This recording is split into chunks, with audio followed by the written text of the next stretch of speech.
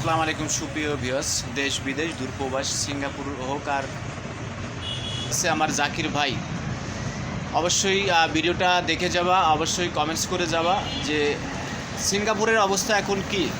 আমার এই ভাই কিন্তু সিঙ্গাপুরে যাওয়ার কাগজপাতি জমা দিয়েছে। ভাই কিছু বলেন। কি সে বলবো মানে কত টাকা পয়সা লাগবে কি না লাগবে এটা? মিনিমাম তো এখন সিঙ্গাপুরে যাইতে 16 থেকে 17 লাখ টাকা লাগছে। এবং কি 28 সালের পরে বাংলাদেশ যখন পারমিট দেবে 28 সালের পরে, তখন হয়তো বা 7 থেকে 8 লাখ টাকার ভিতরে যাওয়া যাবে। এখন পারমিট আছে সিএন আর ওই সব দেশে, আর বাংলাদেশে যখন আপনার পারমিট হবে তখন আপনার 7 থেকে 8 লাখ টাকা চলে যাবে সিঙ্গাপুরে। এটা 28 সালে বাংলাদেশ থেকে লোক নেবে। আর এখন আপনি কি জব করছেন, যে এখন কোনো কর্ম আছে? এখন আমার কর্ম আছে, কি কি কর্ম করেন?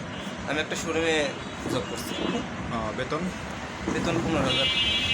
15,000। তো মার্শাল্লাহ, যাই হোক 15,000 টাকা আসলে কিন্তু মেলা কিছুই। তো তার সঙ্গে আমি কিন্তু আছি বর্তমান আমার ফিরোজ ভাই, অনেক অনেক চেনে ভাই। আপনি তো মনে হয় সিঙ্গাপুর ছিলেন, কুয়েতে।